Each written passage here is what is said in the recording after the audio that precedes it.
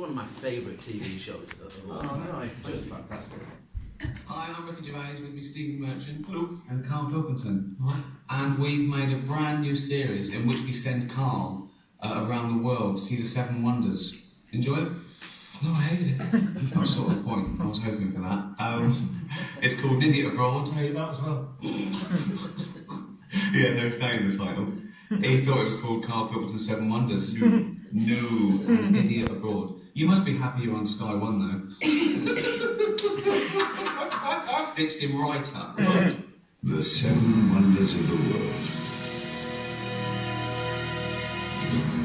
Man's greatest achievements.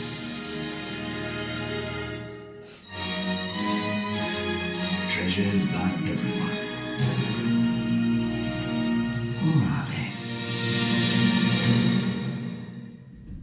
If that was on my road, the council will be on it. They go, get that down.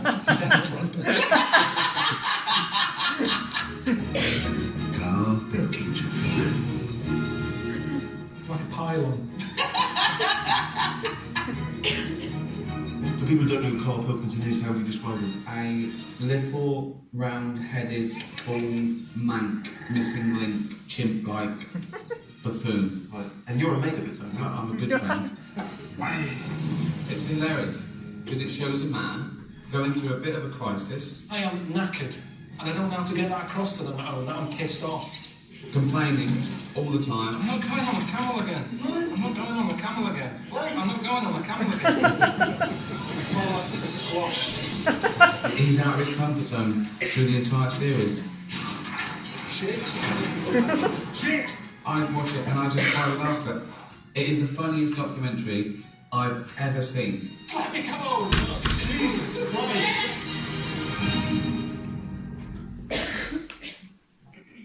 And so you knew it was going to be a hit after just a very small kind of tester programme. Yeah, I think so. I mean, at 9:35, I think, 9:36 every single morning, all the channel heads in Britain get the bar viewing figures, the overnight viewing figures.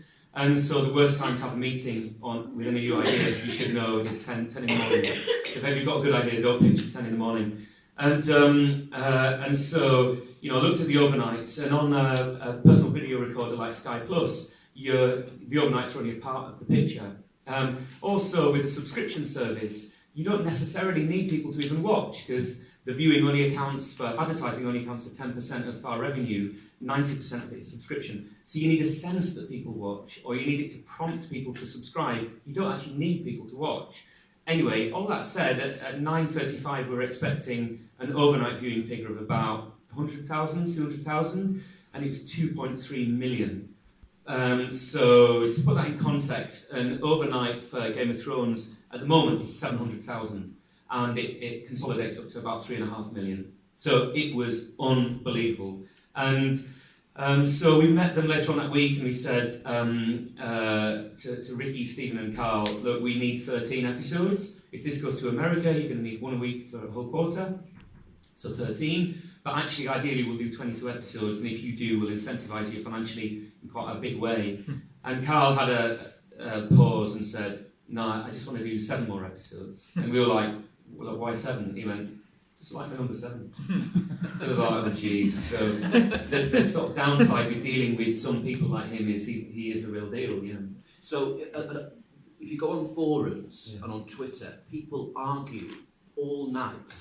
Is that the real Carl, or is it an act? And my guess is it's somewhere in between. He that's his personality, but possibly exaggerated and cut to look like that. Yeah, exactly. I mean, Seinfeld always talks about when he does stand-up, he's an inflated version of himself. And so Carl is definitely that. You know, he's a working class lad from Manchester. He used to be head of programming at XFM radio station. So he's knowing and knows about the medium, and is smart and mature and knows how to position on screen or on broadcast people. What happens in that is he laughs a lot in real life, and so that's just edited out. And I think, to be, I suppose, pretentious about it, there's lots of different ways you can deal with a laugh on TV. If you were on Channel 4, I think, then you would, in a panel show like 8 out of 10 Cats, you'd have a laugh and then you'd edit out people's response to that laugh. Because Channel 4 is about being acerbic and scratchy and not bantery and pally. It needs to have a scratch at the core of its brand.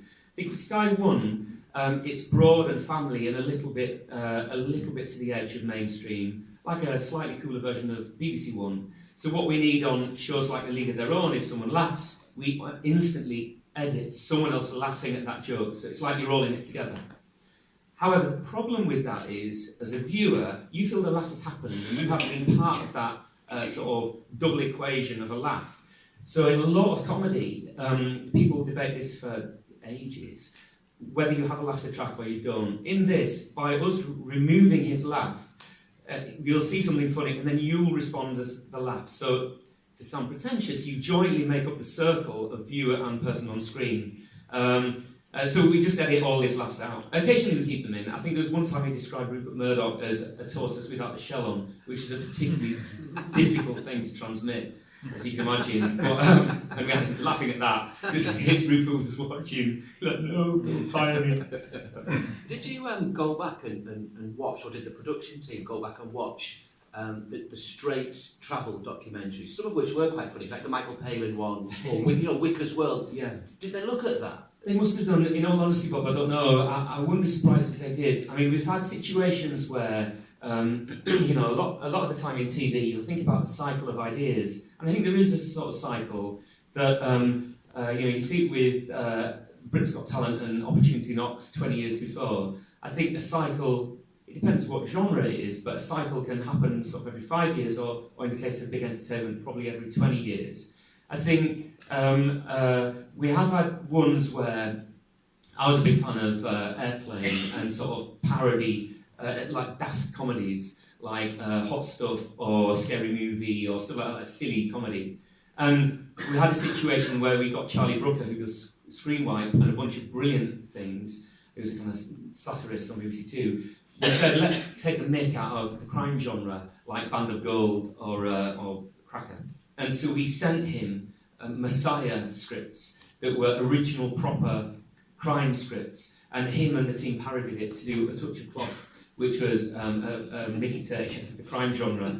I think on the travel thing, there's how I used to approach ideas is, on the one side of a piece of paper, I think, what are we covering, whether it's travel, cookery, dating, sex shows, comedy shows, office-based comedy, and then on the office, and then on the other side, I'd do how we do it, and do the genres like comedy, drama, documentary, funny, factual.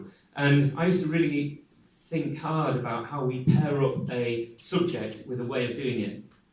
Now, travel has been done a million times on the travel show and other stuff, but it's very rarely been done as comedy.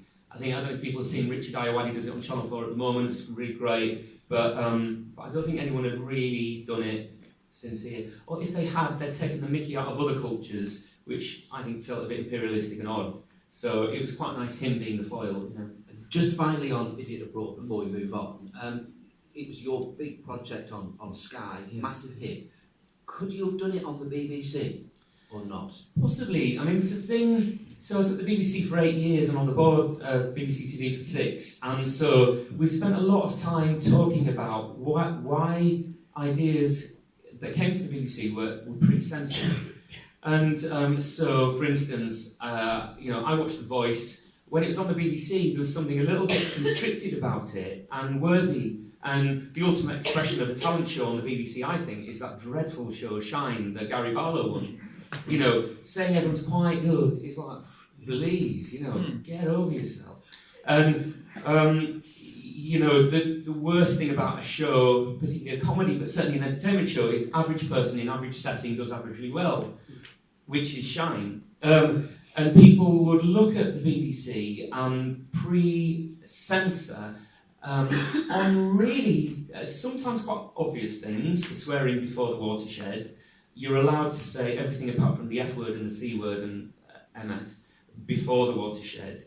I never felt comfortable having that before the watershed, even on BBC Three, so I never had bloody or shit or any of the swear words. So, sometimes you'd censor in that way, other times it was pretty odd things that you think, that's a bit distasteful. So, generally, the BBC doesn't do nasty TV. The thing that broke that was The Weakest Link. But which is knowingly nasty, generally didn't do nasty comedy. So we probably would have toned it down because it probably would have felt borderline xenophobic and yeah, I don't know, I'm laughing at that, it's not very nice, is it? But we probably would have toned it down and taken all the humour out of it. Yeah, anyway, it would have been a success. So let's look at, talking of comedy,